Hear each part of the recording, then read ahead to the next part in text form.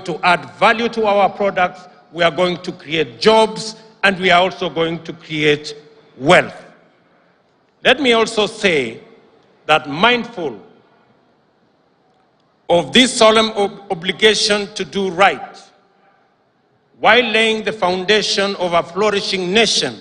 for future generations, I have pursued several interventions since I took office nearly 3 months ago, with the urgency, zeal, and focus that the moment demands. Since then,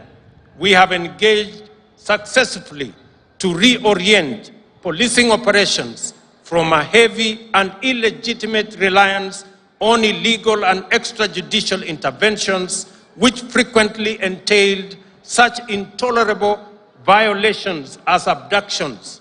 torture, disappearance, and murder. There is now consensus that a new policing paradigm is at hand, and it is possible to achieve a high level of security for our citizens and also observe their rights and freedoms to the greatest extent.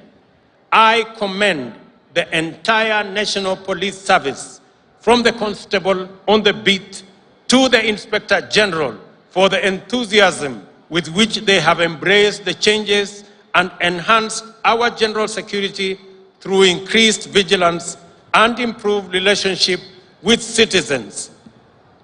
and their communities. Before the end of the year,